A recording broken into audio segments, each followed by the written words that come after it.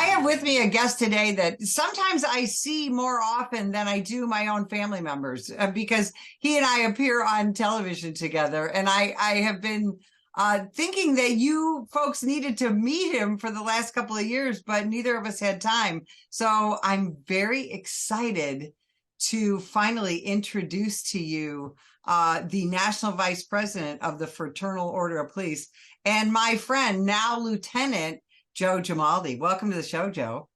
Thanks for having me on, Betsy. You know, after that warm welcome, I have to give you that $20 for such a nice introduction. I mean, that's a nice way to be welcome onto the show. Absolutely. So I'm sure your face is familiar to most people because you are out there, talking about crime and policing issues, and you've been doing this for a while. We're going to talk about that.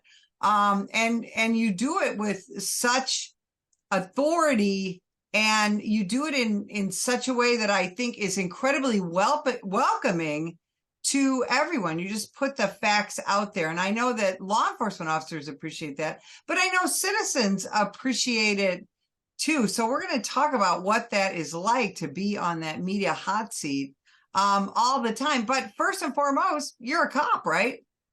Yeah, absolutely. So, I started my career back in 2005 with the NYPD. Worked there for 3 years.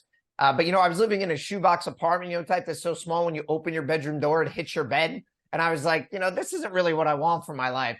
So I looked around at what you get for the money, and Houston Police Department was hiring at the time. And this was about, 15, 16 years ago. Got hired on with them, just better quality of life, cheaper cost of living. Kind of the rest is history. I got involved locally with our local lodge as the vice president. Shortly thereafter, after about 5 years of serving under a great mentor, Ray Hunt, here in Houston, I became the president for 3 years, and then on to the national vice president of the FOP, where I've served for that for the last 4 years. And I've got another 2-year term right here in front of me. So it's been a wild ride, but people don't realize I still put on a uniform every single day. I still work night shift. I'm a patrol lieutenant at our West Side division. So I'm still in touch with all the issues that are really impacting law enforcement every single day.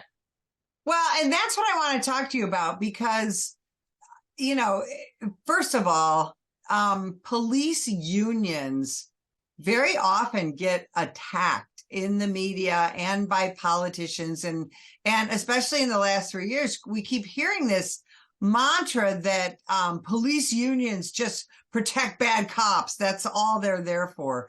And now I was an FOP cop, in the Chicago area.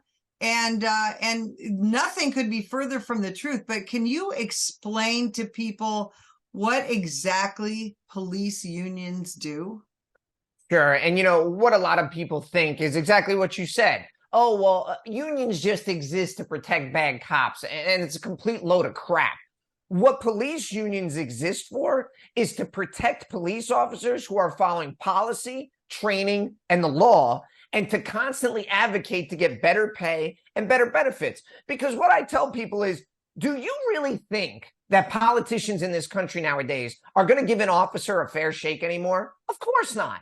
Anytime there's any kind of controversy or public pressure, they're going to fire that officer. They're going to discipline that officer. There needs to be somebody to defend them. And here's another thing. Do you really think politicians are going to just, out of the goodness of their heart, give police officers pay raises? I mean, for goodness sake, they were just trying to defund police departments just a couple of years ago. So you think they're going to give them pay raises if we're not organized as a group?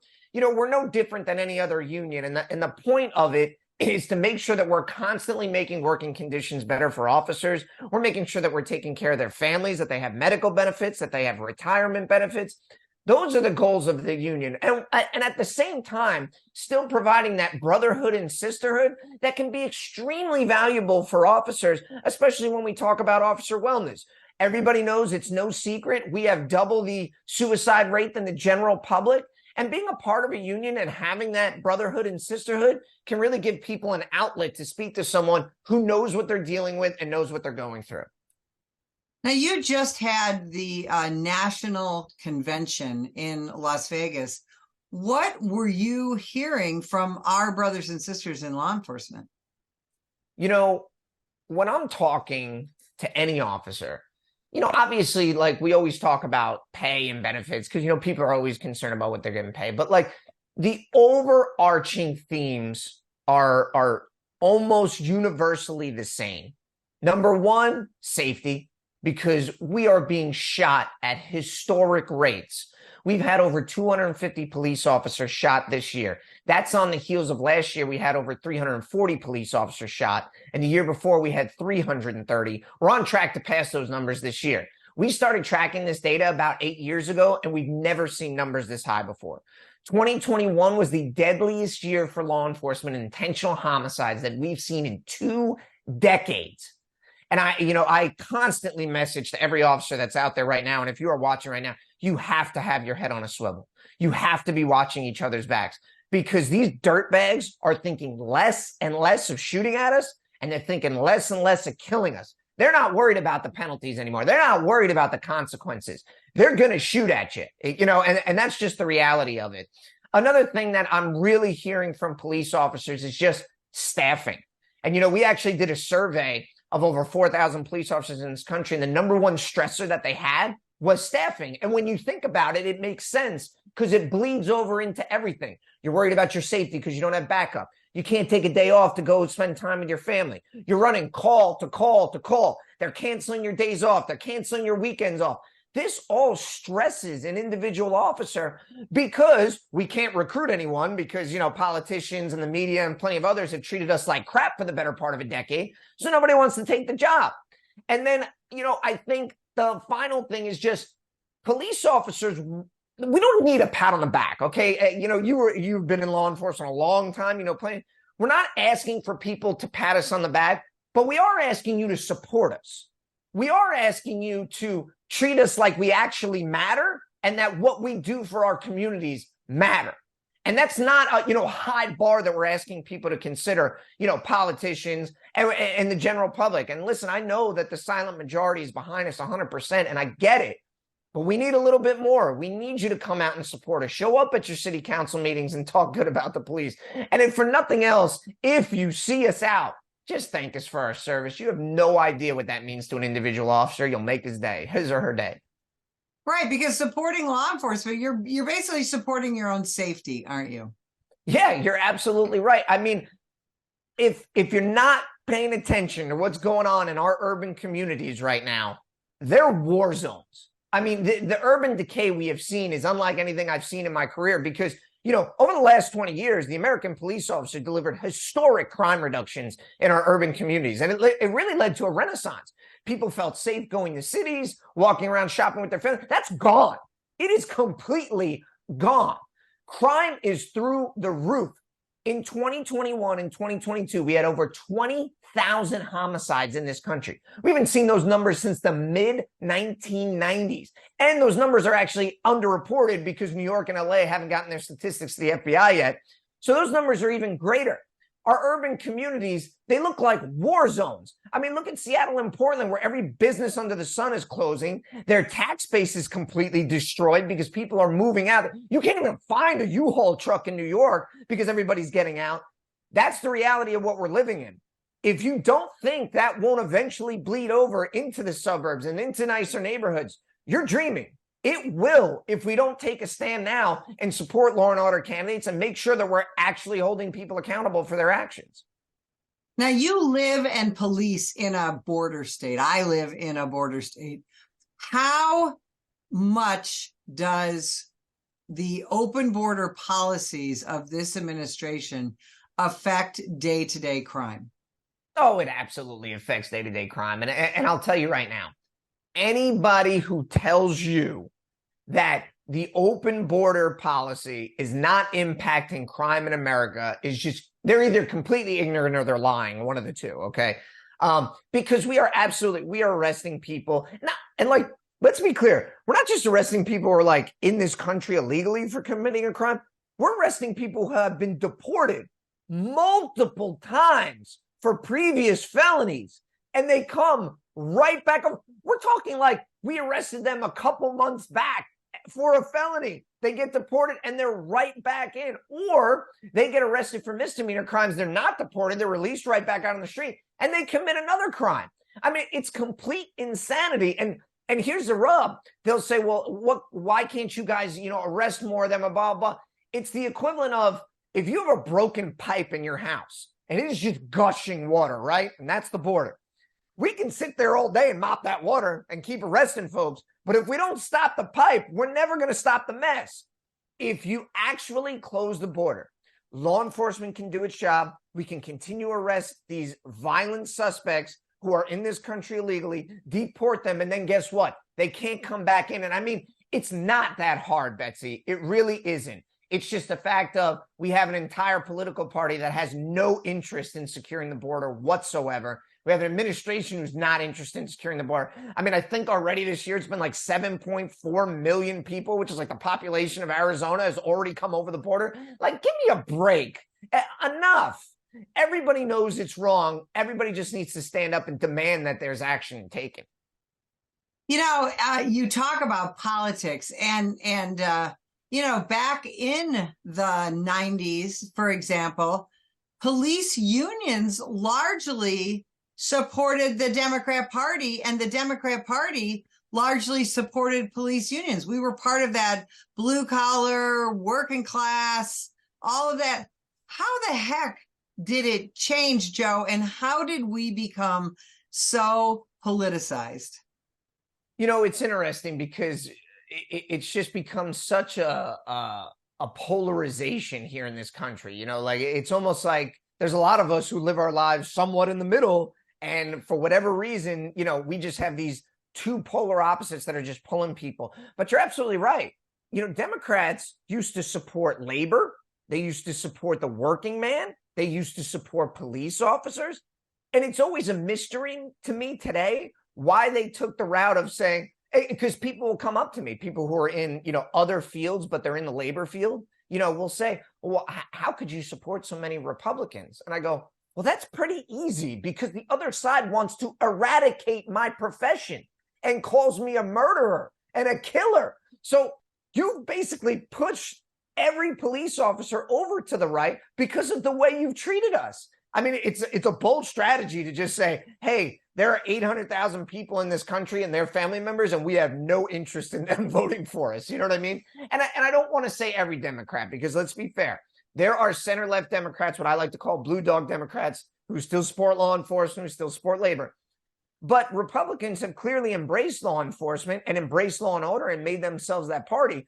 But I'm also old enough to remember just a few years ago that Republicans would pat you on the back and say, hey, you're doing a great job as a police officer, but we don't think you deserve a pension for what you do. So, you know how politics can be in this country. But, what I tell people is don't worry about the R's and the D's at the end of their name. Worry about how they treat law enforcement. Worry about whether or not they support law and order. See about how they treat you, how they view your kids, how they view your schooling. Try to really drill down and do the research and figure out what does that person actually stand for, and don't get so caught up with the R and the D at the end of their name. Yeah, that is absolutely so well said. When we talk about police officer pay, the disparity, if you will, between large and small departments, between different states, for example, between California and Mississippi, things like that. It's pretty big. Do you think that, in law enforcement, we can do anything about that, or should we stick with local control? What I would advocate for everyone is, like, listen, number one, if you're not a member of the FOP, you need to be. And if you don't have an organized local union or local lodge that's taking care of you, you need to contact your state FOP and make sure that you have one. There is strength in numbers. And I think the solution is honestly locally and negotiating and figuring out what works, because there are certain sections of the country that are going to need to get paid more just based on cost of living. But what everybody needs to realize as a police officer right now is that there is an opportunity here when no one wants to take this job and we have people at record level retirements and record level retention. Now is the time to make sure that your elected officials and your community understands just how valuable you are, the ones that are still here, and that you need to be paid as such. The war on cops in this country really started in 2014. with the death of Michael Brown, a young man in Ferguson, Missouri, who tried to disarm and shoot a cop, and he got killed. But the Yeah, he way also that robbed someone, beat up the store owner. Remember yeah, that? after doing a strong Yeah. arm robbery in a convenience store, but the way that that was handled by the media, partially by law enforcement leadership initially, just and the way that it was handled by the federal government, let's be honest, that really started this quote unquote war on cops that we continue to see. You were right in the middle of all that whole media storm. Yeah, absolutely. I mean, it was daily that I was doing interviews. And, the message that I was really trying to send during that time is like, we're human beings too. And we have been under attack for years. And all the rhetoric that was being used and all the anger and the demonization that was put towards us by politicians, by the media, by grifters, activists. Listen, if there was a dollar to be made or influence to be had, everybody was jumping on that bandwagon. And what I try to make people understand is that has consequences. And we're seeing it play out because guess what? Police officers across this country, we're playing with our blood and our lives. Because if you look since 2015, as we were talking about, violence against us has consistently gone up with a massive spike in 20, 21, 22, and now 23.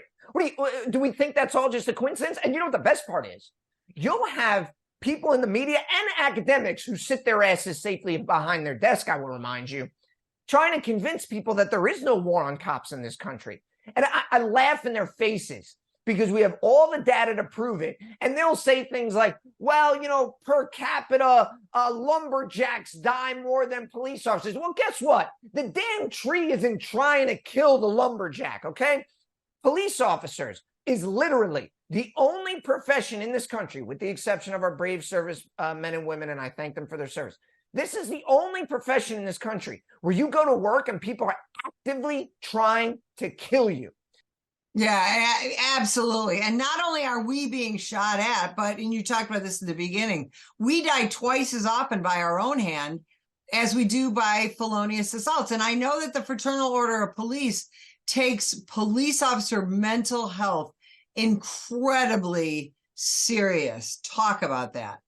Yeah, so we actually created a position on the national level of a wellness director. And her entire job is, number one, to go around the country raising awareness and putting on training seminars, but also vetting different programs that can be available for officers if they need help.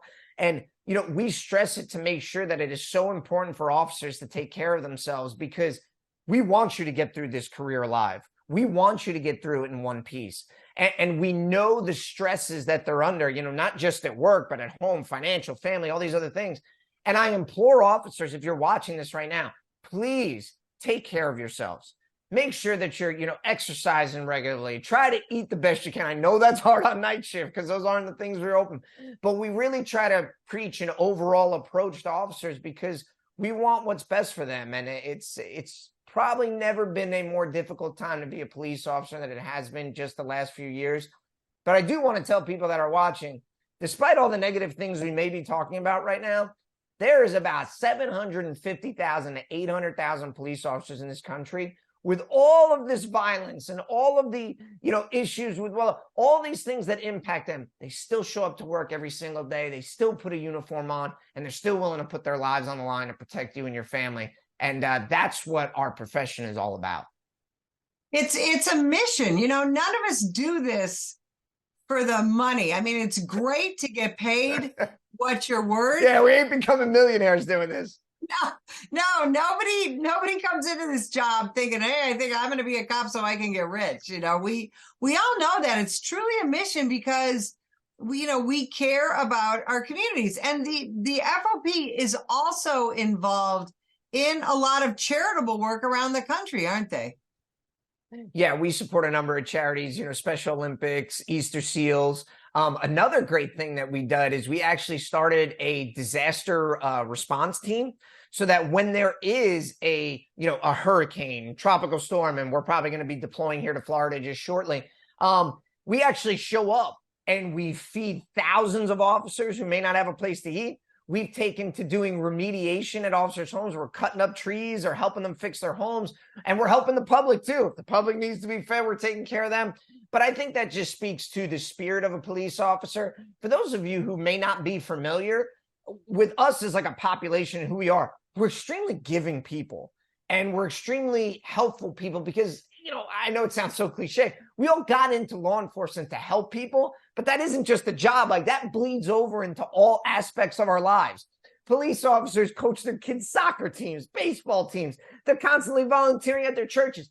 That's just who we're, salt of the earth, good people.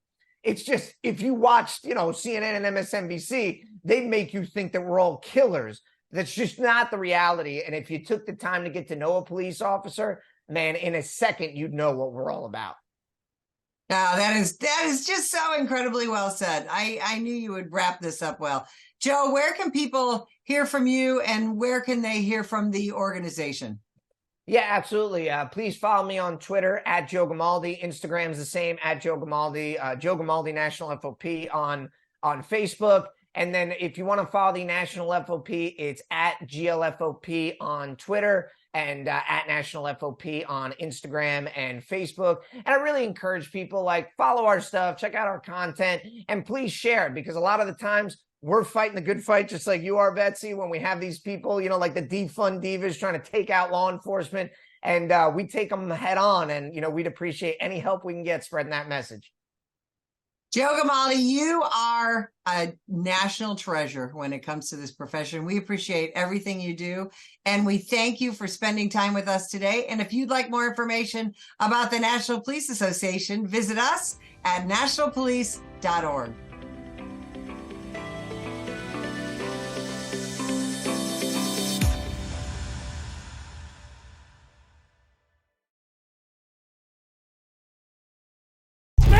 Put the gun down! Put the gun down! Last year, law enforcement officers were involved in hundreds of thousands of use of force incidents. A use of force incident is when an officer must use nonverbal tactics to gain control of a dangerous situation. Put the knife on the ground. In many cases, officers have no choice but to use force when a suspect doesn't comply with a lawful order. Use of force is always ugly.